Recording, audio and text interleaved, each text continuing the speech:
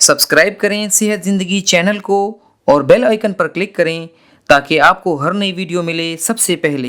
बिस्मिल्लाहिर्रहमानिर्रहीम। अस्सलाम वालेकुम नाज़रीन, यूट्यूब सेहत ज़िंदगी चैनल के साथ डॉक्टर रियाज शाहिद आपकी खिदमत में हाज़िर है।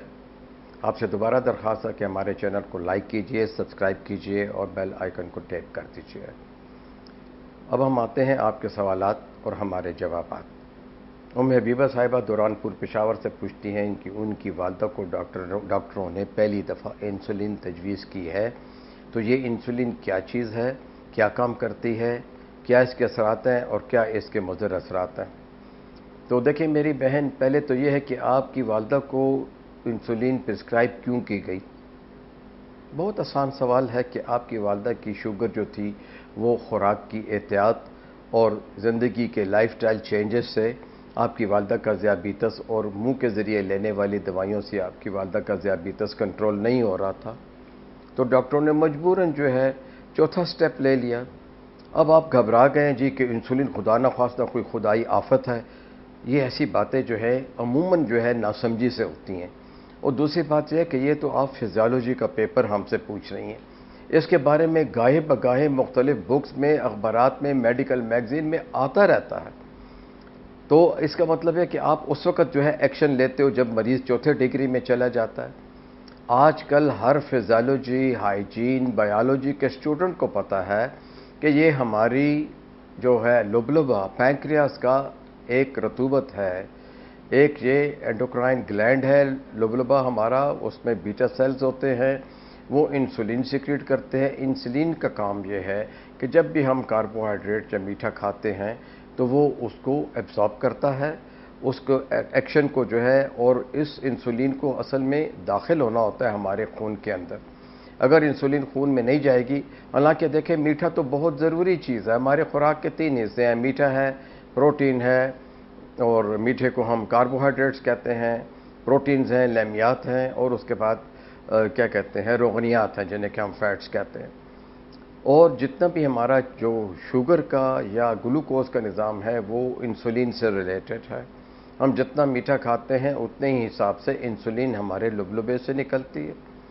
अब जिन लोगों के ख़ानदान में शुगर है तो उनको तो शुगर होनी होती है, टाइप 2 शुगर होती है, उनका इंसुलिन जो है या डिफेक्टिव होता है या कमज़ोर होता है या आहिस्ता आहिस्ता बिगड़ना शुरू हो जाता है, या किसी बीमारी की वजह से जो है लुबलुबे के जो बीटा सेल्स हैं उन्हें जो है इफ़ेक्ट हो जाता है।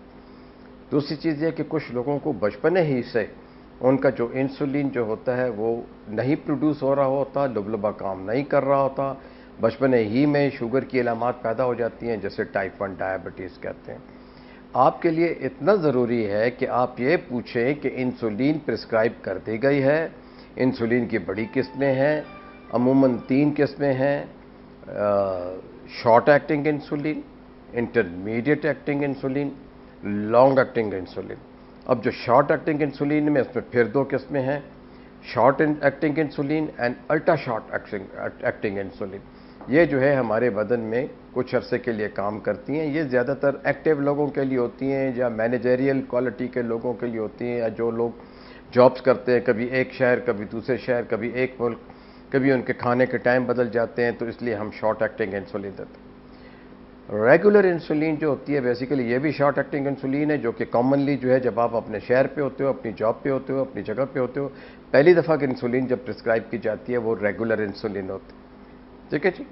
अब आते हैं इंटरमीडिएट इंसुलिन में रेगुलर इंसुलिन भी होती है और आइसोमेन प्रोटामीन जिंक भी जो होती है वो जो है एक लॉन्ग एक्टिंग इंसुलिन। हम उसके एक्शन को बड़ा कर देते हैं ताकि आपको ज़्यादा टीके न लेने पड़े, अमूमन 4 भी लेने पड़ते हैं, 3 भी लेने पड़ते हैं। तो जो इंसुलिन जो है इंटरमीडिएट एक्टिंग होती है, अगर हम उसे इसमें रेगुलर इंसुलिन या शॉर्ट एक्टिंग इंसुलिन भी मिला दें तो हम इसे इंसुलिन मिक्स कहते हैं। तो इसका दौरानिया जो होता है वो 8 से 10 घंटे तक होता है, फिर हम उसका दूसरा इंजेक्शन देते हैं। तो अमूमन ये बहुत पॉपुलर है, इसके 2 इंजेक्शन दिए जाते हैं। फिर एक है लॉन्ग एक्टिंग इंसुलिन, वो हम रात को या अर्ली मॉर्निंग जो है अकॉर्डिंग टू यूर फिजिबिलिटी जो है 10 यूनिट से स्टॉप करके जो है स्टार्ट करके दे देते हैं। उसमें इंसुलिन लेवोमिर भी आते हैं और इंसुलिन डेटामिर भी आती है, उसमें जो है ग्लार्जीन भी आती है। ये सारी की सारी इंसुलिन जो है वो लॉन्ग एक्टिंग इंसुलिन में आती हैं। तो आप सिर्फ ये देखें कि अपने एक मालिज से अच्छे तरीके से अपनी वालदे का इलाज करवाएं, ٹو دا پوائنٹ رہیں.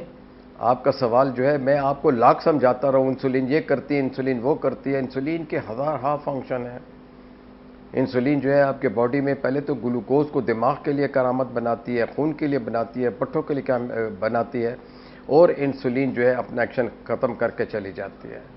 انسولین ہمیں باہر سے تب دینی پڑتی ہے کہ جب ہماری ادویات کام نہ کر رہی ہوں، یا ہمارا پینکریاس بالکل انسولین بنانا بند کر دے، یا ہماری انسولین جو ہے وہ اس میں کوئی ایسا ڈیفیکٹ ہو کہ ہمیں جو ہے باہر سے انسولین دینی پڑتی ہے. اور یہ لائف سیونگ ہے، یہ آپ کے لبلبے کو آرام دیتا ہے، آپ کے لبلبے کے اوپر سٹریس کم ہو جاتا ہے، آپ کی جو خوراک والی دوائیاں ہیں وہ کم ہو جاتی ہیں.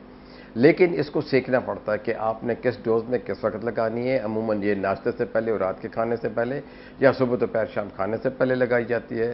جو لانگ ایکٹنگ انسولین ہوتی ہیں، جو کہتے ہیں جو ہے وہ لینٹس ہو گیا یا لیوامیر ہو گیا، یہ ہم جو ہے بہت تھوڑی مقدار میں دیتے ہیں. یہ ایز اے کوشن کام کرتی ہے تاکہ کسی بھی وقت آپ کی شوگر کو حد سے زیادہ بڑھنے نہ دے. تو یہ صورتحال ہے. اپنے ڈاکٹر سے بات کیجئے، مجھ سے بات کرنے کے بجائے جس نے انسولین پرسکرائب کی ہے. ڈیفینیٹلی ان کو انسولین اگر پرسکرائب کی گئی ہے تو اگر تو ٹائپ 1 ڈائبٹیز ہے تو یہ تو اس کے بغیر گزارا نہیں. اگر ٹائپ 2 ہے تو اس کا مطلب ہے کہ آپ کی والدہ کی شوگر کبھی کنٹرول نہیں رہی، HbA1c جو ہے وہ 8.5 سے زیادہ جا رہا ہے، اور رینڈم اور فاسٹنگ شوگر آپ کی زیادہ جا رہی ہے، احتیاط آپ نے نہیں کی ہے. ایسے لوگ کمپلیکیشن میں چلے جاتے ہیں. ہمارے ہاں انسولین جو ہے اس سے ڈاکٹر بھی ڈرتے ہیں، پیشنٹ بھی ڈرتے ہیں. نہ لگانے کا طریقہ سیکھتے ہیں، اور نہ ہی کیمسٹ جو کہ دوائی بیچ رہا ہے اسے بھی یہ ادراک نہیں ہوتا، اسے بھی یہ آگاہی نہیں ہوتی، یہ انفارمیشن نہیں ہوتی کہ ہم نے انسولین دینی ہے، کون سی دینی ہے. فرض کر لیجیے ڈاکٹر نے ایک انسولین لکھی، ڈوز غلط لکھ دی، یا ایک انسولین لکھی اور دوسری انسولین بھی لکھی تو اس کی ٹائمنگ نہیں لکھی. تو کیمسٹ حضرات کی اسپیشل ٹریننگ ہونی چاہیے. انسولین جو ہے کس برانڈ کی ہے، کس کمپنی کی ہے، کتنے یونٹ میں ہے، 300 یونٹ کی وائل ہے، 1000 یونٹ کی وائل ہے، کس وقت لگانی ہے، اس کے ساتھ احتیاطی تدابیر کیا کرنی ہے. یہ ایک پیشنٹ ایجوکیشن پروگرام ہوتا ہے جو کہ جتنے ڈائبٹالوجسٹ ہیں، جتنے سب اسپیشلسٹ ڈائبٹالوجی کے ہیں، یا دوز وہ رننگ ڈائبٹیز اسکریننگ کلینک جو ہے ان لوگوں کو، یا جتنے بھی سینئر فیملی فزیشنز ہیں ان کو ان چیزوں کی آگاہی ہوتی ہے. تو ہمارا تو یہ کام ہے، ہم تو 24 گھنٹے پھر اس سروس کو اوپن رکھتے ہیں. لیکن اس کا یہ مطلب نہیں ہے کہ مریض سارا گھر چھوڑ کے، ساری ادویات چھوڑ کے، ساری بیماری چھوڑ کے آ کے ڈاکٹر کے سر پہ بیٹھ جائے کہ جی انسولین ہے کیا، مجھے اب بتائیے. یہ کہ نہیں چاہیے.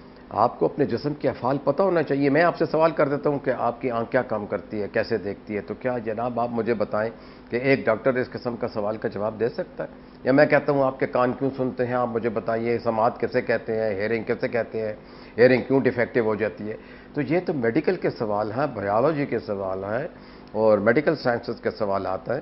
اگر ان کی آگاہی جگہ بہ جگہ ہے، لیکن افسوس تو یہ کہ ہماری آنکھیں ہیں، ہماری بصیرت نہیں ہے. ہم بالکل دیکھتے ہیں لیکن اگنور کرتے ہیں، سنتے ہیں اگنور کرتے ہیں. یہ ساری چیزیں ہر جگہ علم بکھرا ہوا ہے میڈیکل سائنس کا. خوش قسمتی سے میڈیکل سائنس پہ بہت لکھا جاتا ہے، اور بدقسمتی سے اس کے اوپر نہ ڈاکٹر عمل کرتے ہیں، میں بار بار کہتا ہوں، نہ نرسز کرتے ہیں، نہ کیمسٹ کرتی ہیں، نہ ملا حضرات کرتے ہیں، نہ مفتی حضرات کرتے ہیں، نہ ججز کرتے ہیں، نہ آرمی کرتی ہے، نہ کوئی اور کرتا ہے، نہ سویلین کرتے ہیں، اور پولیٹیکل لیڈرز تو بالکل ہی نہیں کرتے. سو واٹ ٹو سے اباؤٹ انسولین؟ ٹھیک ہے نہیں جی. آپ کی اپنی والدہ کی بیماری کا خیال کریں، ان کو کمپلیکیشنز ہونے والی ہیں یا ہو چکی ہوں گی.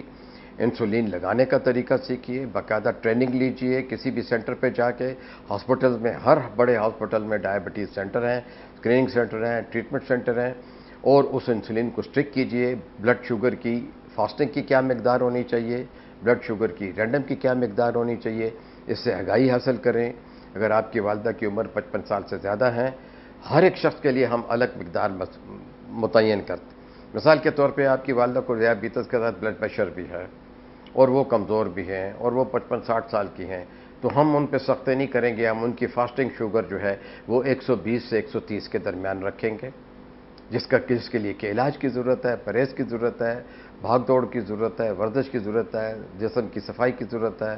اینٹی ڈائبٹیز ڈائٹس ہیں جس میں کہ مشروبات بالکل منع ہیں، جس میں کہ چینی کی چیزیں بالکل منع ہیں.